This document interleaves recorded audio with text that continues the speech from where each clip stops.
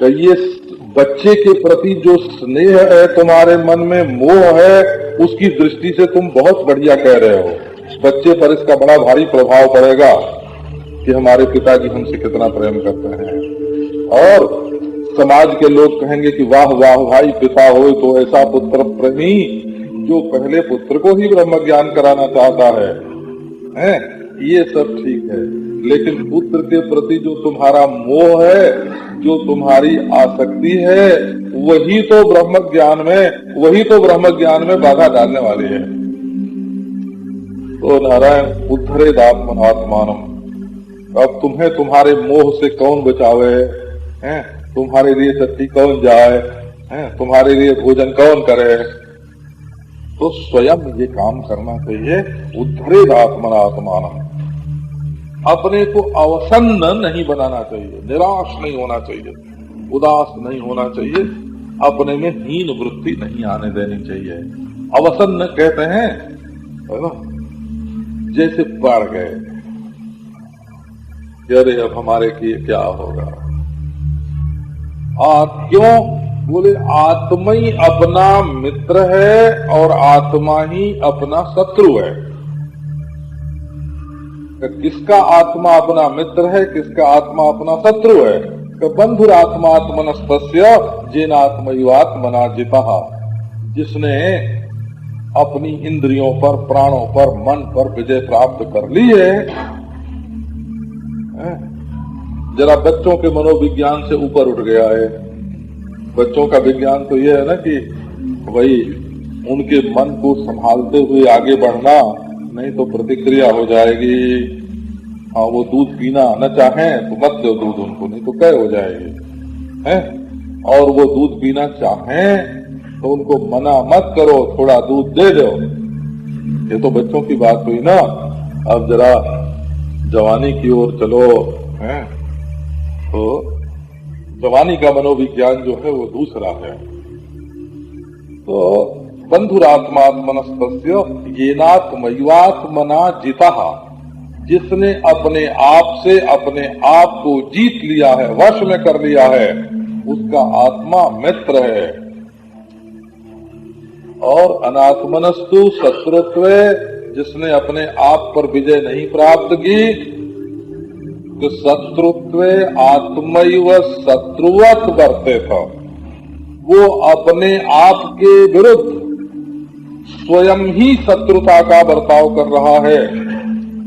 का अपने को भोग आसक्त कर रहा है, धन आसक्त कर रहा है, का अपने को कर्म आसक्त कर रहा है, कुटुंब आसक्त कर रहा है।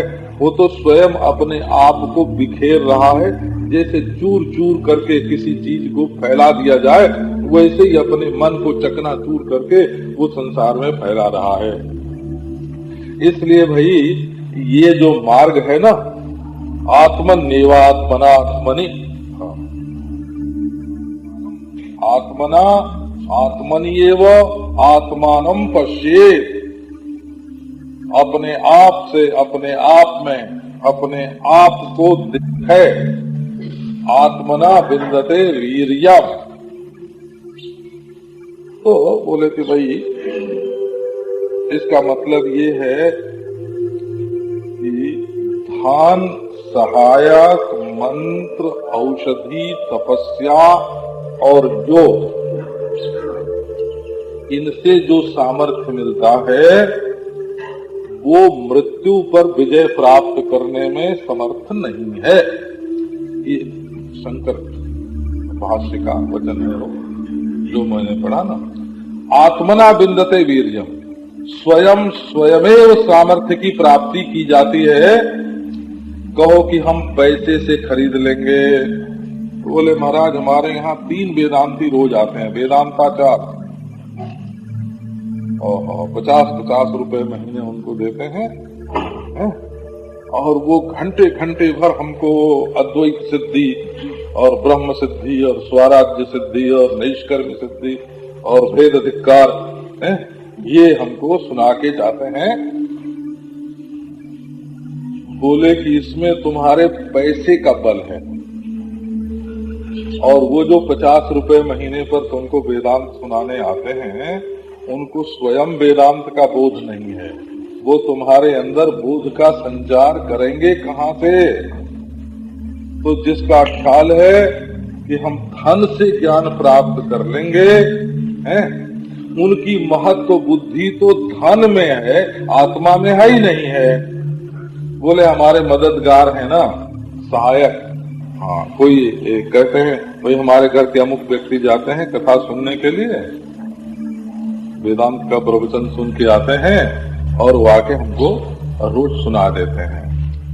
कई लोग तो ऐसी ऐसी मजेदार बात करते हैं, वो कहते हैं कि हमारे एक मित्र जाते हैं, वो अक्षर अक्षर आपकी कथा लिख के आते हैं और सुनाते हैं।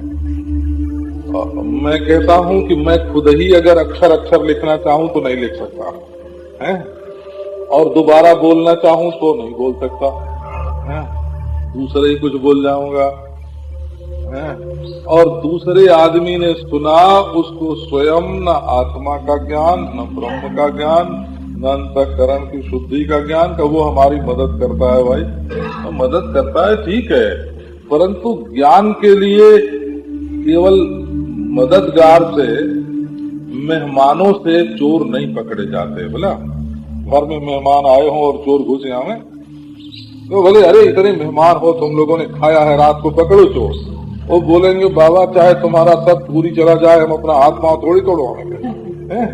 हाँ, मेहमानों के हाथ से चोर नहीं पकड़े जाते, ये खुद करने का है, सहायक से काम नहीं चलता है। बोले आओ अच्छा हमको स्वामी जी एक ऐसा मंत्र बता दो कि हमको ज्ञान हो जाए। अरे हम मंत्र तो 20 बता दें, 7 कोटि महामंत्राः, 7 करोड़ महामंत्र हैं। बोला 7 कोटि महामंत्राः चित्त विभ्रम कारका, उनसे चित्त में और भ्रांति बढ़ती है। राम का मंत्र जपें कि नारायण का मंत्र जपें कि देवी का जपें कि गणेश का जपें, कि अल्लाह अल्लाह करें कि खुदा खुदा करें कि गाड गाड करें, 7 कोटि महामंत्राः। अहम ब्रह्मास्मि मंत्रोयम सर्व मंत्र विनाशकः।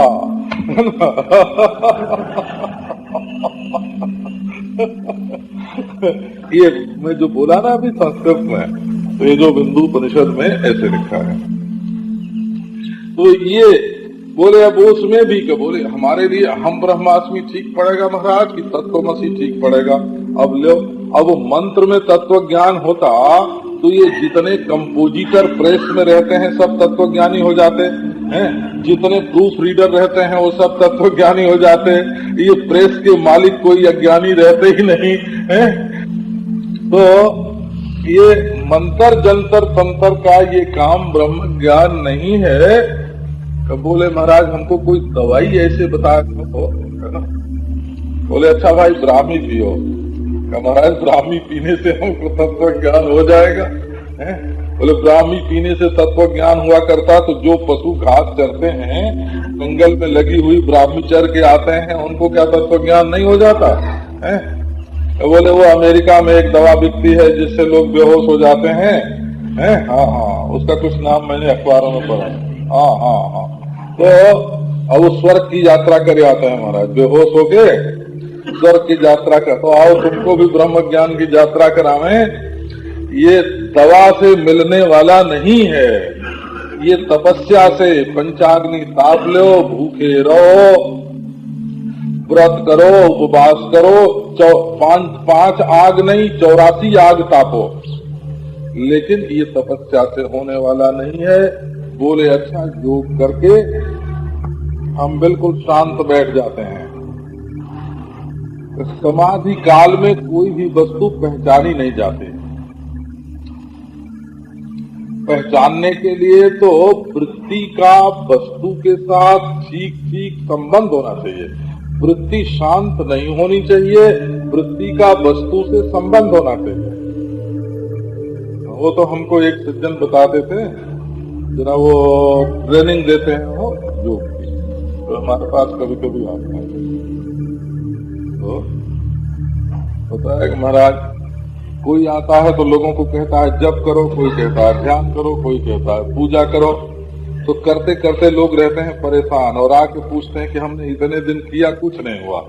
तो हम कहते हैं अब कुछ मत करो, बैठ जाओ, हैं? तो उनको खूब आराम मिलता है, तो कहते हैं हाँ हाँ हाँ अब हमारी उन्नति हो गई।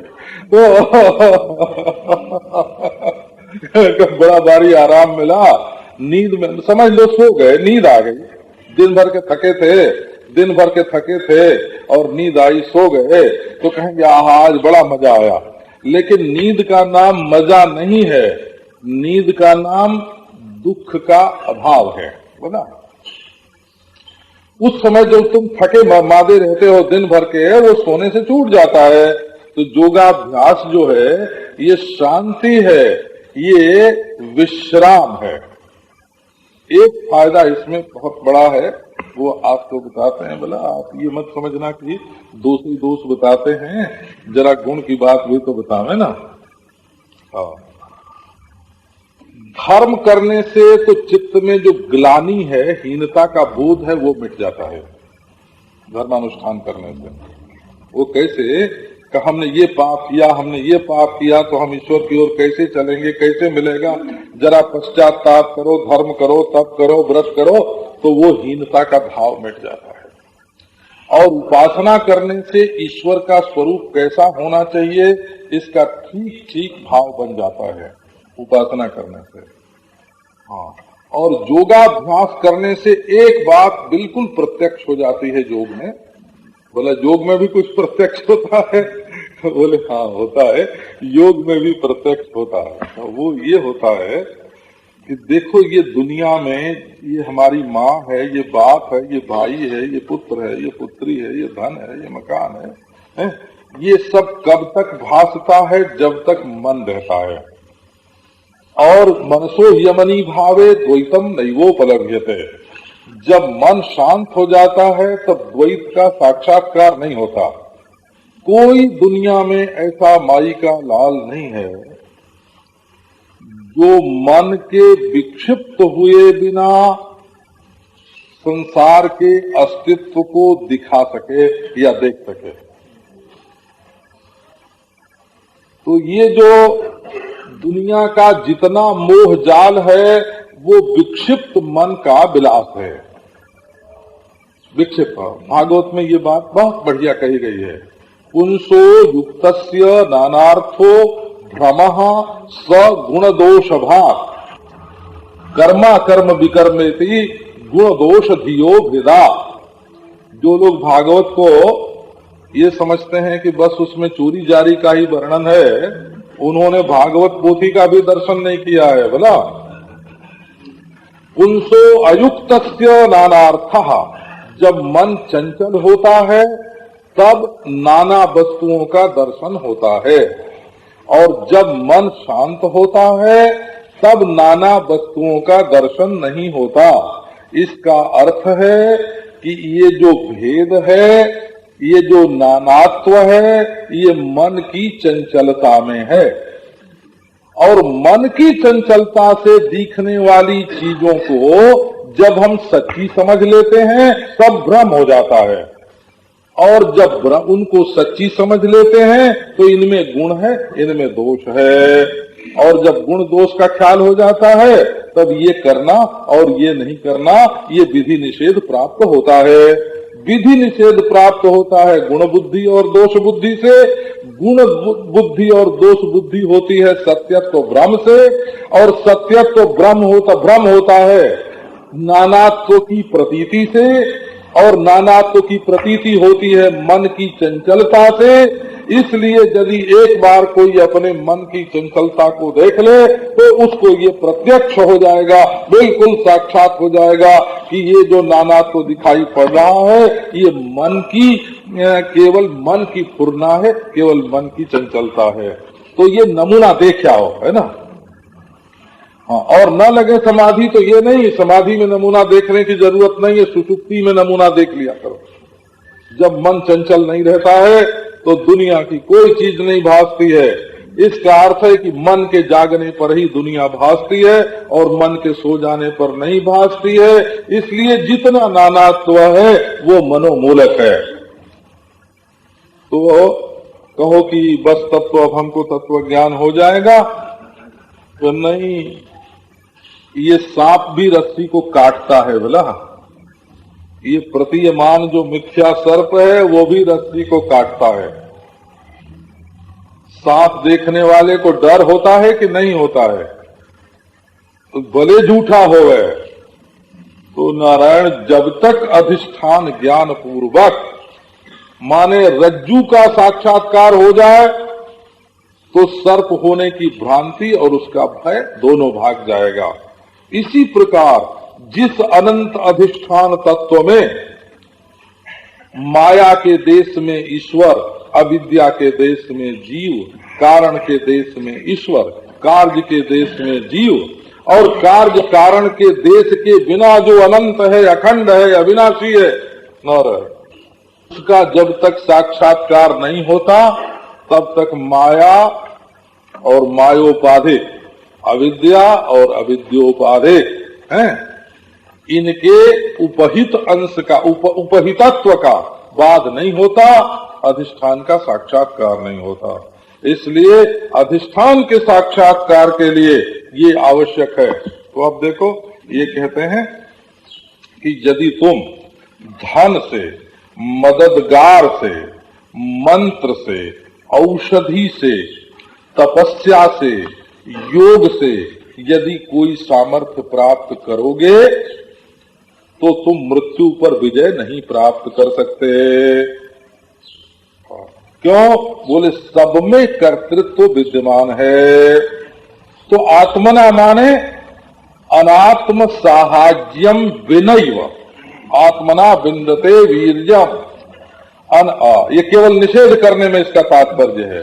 अनात्मा की मदद लिए विनय तुम स्वयं जितनी जितनी तुम्हारी स्वयंता शुद्ध होगी, अन्य के संपर्क और संस्पर्श से मुक्त होगी, क्यों क्यों तुम्हारे अंदर ब्रह्म से एकत्व बोध की योग्यता आती जाएगी। तो विद्या विन्दते मृताम। और ये गति से कि हम चल के जाएंगे, तो बोले भाई चल के कब तक जाएंगे? रामेश्वर जी जाना हो तो पांव से चल के भी पहुंच सकते हैं।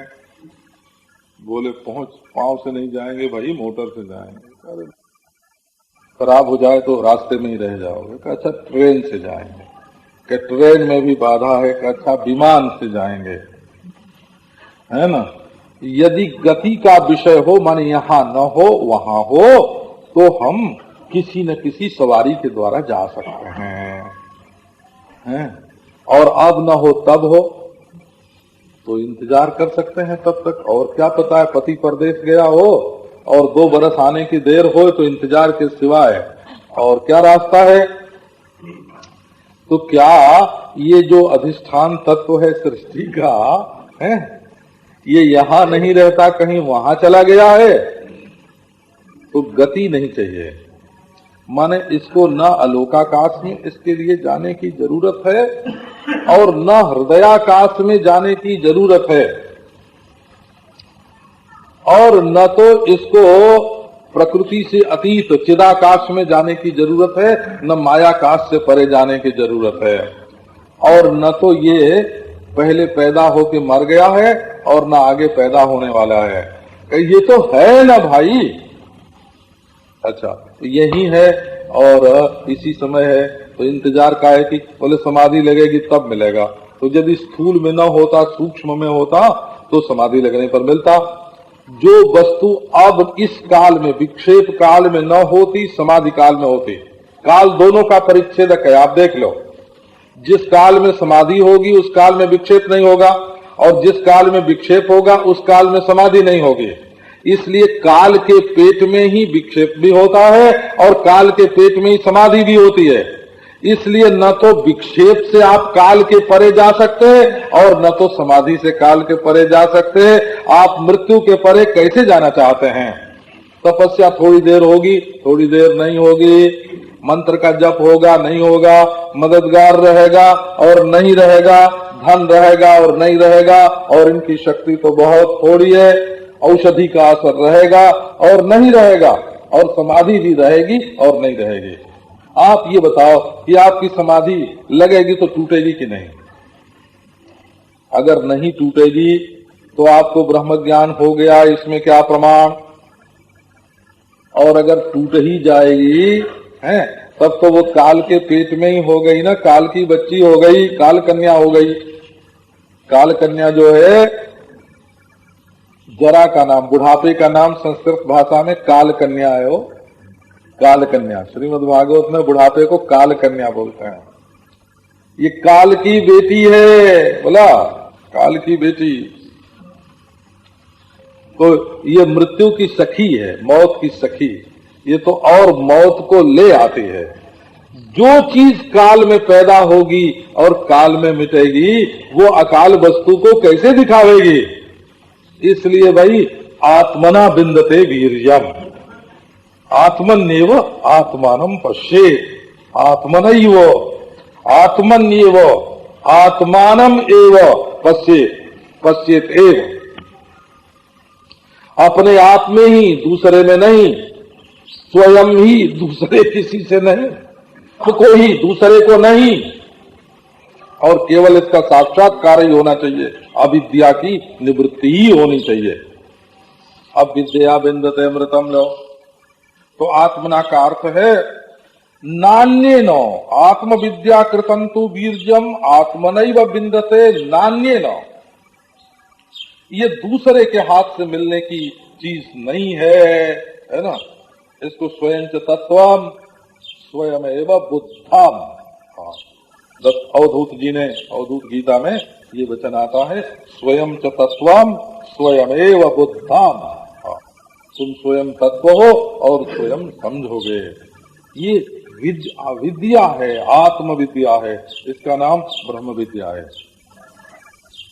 तो विद्या की विशेषता क्या होती है आज तो देखते हैं, सुनाते हैं। विद्या की बात भी थोड़ी सुनाते हैं। एक अपरा विद्या होती है और एक परा विद्या। ये उपनिषद सुनने वाले इस बात से खूब खूब परिचित हैं कि एक अपरा विद्या होती है और एक परा विद्या। मुंडकोपनिषद में वे भाव विद्ये वेदितव्ये, दो विद्या हैं, उनको जानना चाहिए, पराचैवा पराच। एक अपरा विद्या है और एक परा विद्या है। तो तत्रापरा ऋग्वेदो यजुर्वेदः सामवेदो सर्वांगिरस इतिहास पुराणम, ये सब क्या है? वो अपरा विद्या है। और परा विद्या क्या है? यया तदक्षरम अधिगम्यते, जिससे अविनाशी तत्व का ज्ञान होवे उसको परा विद्या बोलते हैं, अक्षर तत्व। अच्छा हे भगवान, अब ये देखो इस दोनों में भेद क्या है? तो दोनों में भेद ये है, अपरा विद्या का ज्ञान होने पर अनुष्ठान की जरूरत रहती है और परा विद्या प्राप्त होने पर अनुष्ठान की जरूरत नहीं रहती है। एक दोनों का भेद समझो। ये हमारे आजकल के वेदांती तो बाबा एक बड़े भारी विद्वान थे, तो उनसे एक दिन मैंने बताया कि आजकल लोग वेद का कैसे खंडन करते हैं, चर्चा चली। तो उन्होंने फिर वेद का खंडन हमको सुनाना शुरू किया। तो देखो वेद के विरोध में ये जुक्ति है, ये जुक्ति है, ये जुक्ति है। अब ऐसी ऐसी जुक्ति बताने लगे महाराज कि आजकल के खंडन करने वाले तो उनको जानते ही नहीं है। वेद ईश्वर का वचन है कि वेद अपौरुषेय वचन है कि वेद परावाणी है? आखिर वेद में शब्द की प्रधानता है, अर्थ की प्रधानता है, दोनों की प्रधानता है। वो महाराज मीमांसा की रीति से पूर्व पक्ष और उत्तर पक्ष जब सुनाने लग गए ना, तो बोले कि आजकल के लोगों को तो यही मालूम नहीं है कि खंडन कैसे किया जाता है। तो इन विचारों की समझ में मंडन कहाँ से आवेगा? तो जिन्होंने पूर्व पक्ष ही नहीं समझा है कि क्या है, देखो ईश्वर के नास्तिक तो बहुत हैं, परंतु ईश्वर का निषेध करने के लिए क्या क्या जुक्ति है ये उन नास्तिकों को थोड़ी मालूम है। वो तो किसी से सुन के मानते हैं कि ईश्वर नहीं है। वो तो बेचारे भावुक हैं, श्रद्धालु हैं, दया करने योग्य हैं, तो नारायण, क्योंकि उन्होंने दुर्भाग्यवश नास्तिक पर श्रद्धा कर लिया। तो आपको सुनाते हैं ये विद्या, अपरा विद्या क्या है? जैसे आप सोने को समझ लें कि क्या चीज है, तो स्वर्ण विद्या आपको प्राप्त हो गई। स्वर्ण विद्या तो प्राप्त हो गई, लेकिन स्वर्ण प्राप्त नहीं हुआ, है ना? हम एक हीरा पहचानने वाले को जानते हैं, वो यही काम करते हैं। कहीं हीरा पहचानना पड़ता है तो सरकार भी उनको बुलाती है ना। जैसे चोरी के हीरे पकड़े जाते हैं ना, तो इनकी कितनी कीमत होनी चाहिए, इसके लिए सरकार उनको बुलाती है कि आके ठीक बता दो कि इसकी कीमत क्या है। तो हीरे को पहचानने में तो बड़े निपुण हैं, लेकिन वो तो गरीब, उनके पास हीरे नहीं, क्योंकि हीरा दूसरी चीज है और हीरे का ज्ञान जो है वो दूसरी चीज है ना। उनके पास हीरे का ज्ञान तो है, परंतु विद्या नहीं है। तो उस ज्ञान को क्या बोलेंगे, उस विद्या को क्या बोलेंगे? उसका नाम होगा अपरा विद्या। अपरा विद्या, जिसमें ज्ञान प्राप्त होने पर भी वस्तु प्राप्त न होए। अब उन्हें हीरा प्राप्त करना हो तो क्या करना पड़ेगा?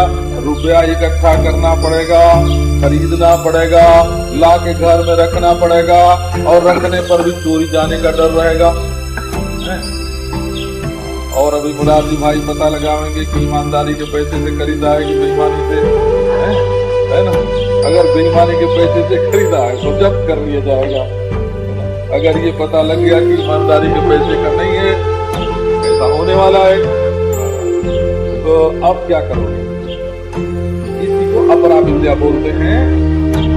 ये देख लिया ये लड़की बहुत अच्छी है, ये लड़का बहुत अच्छा है, जान लिया सुशील है, सुंदर है, स्वस्थ है, भावुक है, लेकिन जान लेने तो मिल जाएगा? नहीं मिलेगा। तो ये अपरा विद्या है। इंद्र देवता को जान लिया, ब्रह्मा को जान लिया, विष्णु को जान लिया, तो जान लेने तो मिल जाएंगे या नहीं मिलेंगे? इसका नाम अपरा विद्या है। और परा विद्या क्या होती है? विद्या विन्दते मृदा। परा विद्या क्या होती है? तो परा विद्या वो होती है जिसमें ज्ञान और अर्थ ये दोनों जुदा जुदा नहीं होते हैं। जहाँ ज्ञान ही वस्तु है और वस्तु ही ज्ञान है। देखो आपको ये फूल की माला है, तो फूल की माला है, माला तो हाथ में है, और फूल की माला शब्द मुंह में है, और इस शब्द का ये अर्थ है, ये ज्ञान कहाँ है? हृदय में है। तीनों तीन जगह पछाड़ खा रहे हैं बेचारे। माला हाथ में लटक रही है, शब्द मुंह में उड़ रहा है, और ज्ञान बेचारा अकेला हृदय में, है ना, अकेला हृदय में छटपटा रहा है। शब्द मुंह में, वस्तु हाथ में, और ज्ञान हृदय में। लेकिन परा विद्या क्या होती है? कि उसमें ये तीनों चीज तीन जगह नहीं होती है। ये तीनों चीज तीन जगह नहीं होती है। आप अपने आप को जानो। विद्या विन्दते मृताम्। अच्छा, तो क्या आपको जैसे अपने को हीरे को जानने के बाद हीरे को खरीद के घर में लाना पड़ता है, वैसे क्या आप अपने को जानेंगे तो अपने को खरीद के घर में ले आवेंगे?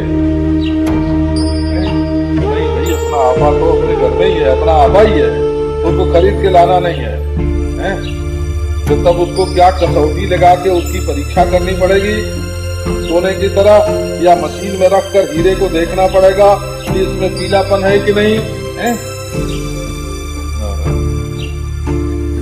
अच्छा भाई, तो क्या लड़की से और लड़के से जैसे जानने के बाद, पहचानने के बाद ब्याह करना पड़ता है, पहचान होने के बाद, वैसे अपने आप से ब्याह करोगे? तो अपने आप को जानने के बाद अपना आपा अप्राप्त रहता ही नहीं। अप्राप्ति का भ्रम है। इसलिए आत्मज्ञान कर्म उपासना और योग का अंग नहीं होता। हमारे उपासक आचार्यों के साथ यही तो मतभेद है। बोधायन मत में और व्यास मत में। व्यास मत का प्रतिपादन सूत्र संहिता करती है ब्रह्मसूत्र का अभिप्राय बताने के लिए, और बोधायन मत का प्रतिपादन श्री रामानुजाचार्य जी महाराज करते हैं। बोधायन पक्ष है उपासकों का, और व्यास पक्ष है जिसका सूत्र उसका पक्ष, उसका सिद्धांत, जिसका सूत्र उसका सिद्धांत।